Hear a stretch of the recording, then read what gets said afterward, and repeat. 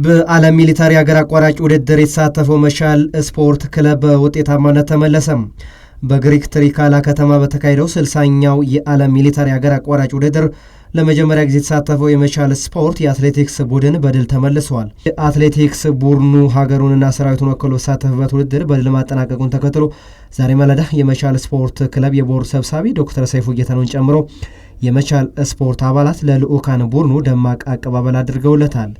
ተሳታፊ አትሌቶቹ ያመጡት ውጤት እንዳስደሰታቸው ገልጸው ውድድሩ ቀላል ይሆናል ብለን አስበን ብንሄድም ውድድሩ ላይ ግን ከጠበቅነው የተለየና ፈታኝ ሆኖ አግኝተነዋል ሲሉ ለብስራት ተናግረዋል። እውነት ለመናገር በጣም ተደስተናል። ያልጠበቅነው አንዳንዴ አሁን እንደዚህ እኛ የወርቅ ሜዳ ላይ እናገኛለን በሪሌ ብለን አላሰብንም። ምክንያቱም ፈርተናል። ትልቅ ውድድርም ነው። ከዚህ በፊት እኛ ለመጀመሪያችን ጊዜ ነው እየተወዳደር ነው። ያሰብነው ቦታዎች ላይ ሜዳ ላይ እናገኛለን ብለን የሄድነው ቦታዎች ላይ ሜዳ ላይ ሳናገኝ ስንቀር አስደንግጦን ነበርና ከገባን በኋላ ገብተን ይሄን ስናገኝ በጣም ነው የተደሰትነው። እውነት ለመናገር አገርም ወክለን ሄደን እናውቃለን። ግን ይሄ ደግሞ ለየት የሚያደርገው አንድ ነገር አለ። ምንድነው? በሚሊቴር መከላከያ ራሱን ችሎ ይሄን ውድድር ላይ የዓለም የሚሊቴር ውድድርን መሳተፍ ማለት ትልቅ ነው። ይህንን ተሳትፌ ነው የወርቅ ሜዳሊያ ተሸላሚ ስትሆን ደግሞ በጣም ነው የሚያስደስት እና ውድድሩም ከባድም ነበረ ችሌ ነው። ግን በቃ መጨረሻ ላይ በሚገርም ሁኔታ የወርቅ ሜዳሊያ ተሸላሚ ሆነን ተመልሰናል። በጣም ደስ ብሎናል። የውድድሩ ሁኔታ እኛ እንዳሰብን አይደለም። እኛ የወታደር ውድድር ነው ብለን ነው ያሰብነው። ቀላል አድርገን ነው ያስበን የነበረው። ግን ውድድሩ ዓለም ሻምፒዮና ኦሎምፒክ የተሳተፉ ልጆች ናቸው ከኛ ጋር የነበሩት እና በጣም ይከብድ ነበር። እኛ እነሱ ይመጣሉ እንደዚህ ይመጣሉ ብለን አላሰብንም ነበር።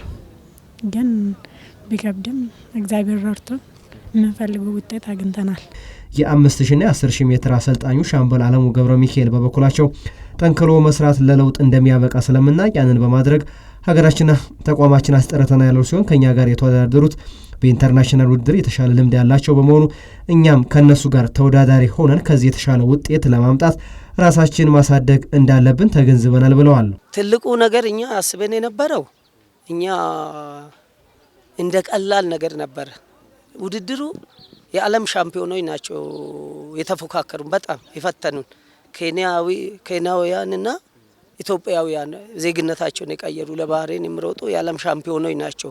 ትልልቅ አትሌቶችን ያሰለፉ ከነሱ ጋር ተፈታትነን ነው ወርቁን ተካፍለን የመጣን። እነሱን ሁሉ አሸንፈን ማለት ነው። ለዛ ትልቅ ስራ ይፈልጋል። ያለን አቅም መጠቀም አለብን ማለት ነው። ይሄ ነው የፈተነን በጣም። የመቻል ስፖርት ክለብ ስራ አስፈጻሚ ብርጋዴር ጀነራል ኑሩ ሙዘይን ለመጀመሪያ ጊዜ በተሳተፍንበት ውድድር ይህ ውጤት መገኘቱ የሚበረታታ መሆኑን አውስተው አብዛኛው ሀገራት የስፖርት መሰረታቸው መከላከያ ሰራዊቱ መሆኑን በውድድሩ ለመረዳት ችለናል ሲሉም ገልጸዋል። እኛ ይዘናቸው ሄድ ነው ውጪ ተወዳድረው የሚያውቁት ወጣቶችን ነውና እነዚህን አጠናክረን መቀጠል አለብን የሚላለኝ። በአጠቃላይ በአፍሪካ ደረጃም ውድድሮች አሉ፣ በዓለም ወታደራዊ ውድድሮች አሉ። ይሄን አጠናክረን መቀጠል አለብን። ሌላው ከዚህ የተረዳሁት ነገር ምንድነው? አብዛኛው ሀገሮች ስፖርትና አትሌቲክስ የሚመሰረተው በወታደሮች ላይ ነው። አሁን ለምሳሌ የናይጄሪያ፣ የነ ባህሬን፣ የነ ሞሮኮ፣ እነዚህ እነ ጃፓን ምናምን በሙሉ ካናዳ አሁን ውድድር ላይ ያየናቸው የሻምፒዮን ላይ የሚወዳደሩ ናቸው። አሁን ወታደር ውድድር ብንሄድም ግን ተመልሰው ዓለም ላይ የሚገኙት እነሱ ስለሆኑ ከዚህ የወሰድኩት ምንድነው? ድሮ መቻል ሀገር ወክሎ በወታደራዊ ብቻ ሳይሆን ኢትዮጵያ ወክሎ ሲሄድ እንደነበረ ሁሉ አሁንም ወታደራዊ ውድድር ላይ የተጠናከረ አለ ማለት በሌላ መልኩ ሀገራዊ ስፖርቱን ማጠናከር ስለሚሆን ሁላችንም በተተኪዎች ላይ ማትኮር፣ ሁለተኛ ደግሞ እድል መስጠት። አሁን ቅድም እንዳልኩት አሁን በዓለም ሻምፒዮና ባለፈ የዓለም አትሌቲክስ ሻምፒዮና ላይ ውጤት ያላቸው ሰዎች ገጥሞ ያሸነፈ ወጣት ነው ያሉትና እነዚህ ወጣቶች አበረታተን ለሌሎች እድል ሰጥተን ከሄድን ውጤታማ እንሆናለን። እኛ እንደ መቻል ብቻ አይደለም የምናስበው። መቻል ለኢትዮጵያ ብለን ስለተነሳን ለመቻልም ለተቋማችንም ለሀገራችንም ገጽታ ግንባታ እየሰራን ነው። ይህን ደግሞ አጠናክረን መቀጠል ይገባናል የሚላለን። መቻል ስፖርት ክለብ በድብልቅ ሪሌይ በ8 አትሌቶች ተወክሎ 1 ወርቅና 1 ዲፕሎማ ይዞ የተመለሰ ሲሆን ውድድሩ ከመሳተፍ በዘለለ ለቀጣይ ስንቅ የሚሆኑ ልምዶች የተቀሰሙበት መሆኑን ተጠቁሟል። ይህን ውጤት ላመጡ አሰልጣኞችና አትሌቶች የማበረታቻ ሽልማት ስፖርት ክለቡ በቅርቡ እንደሚያበረክትም ቃል ገብቷል።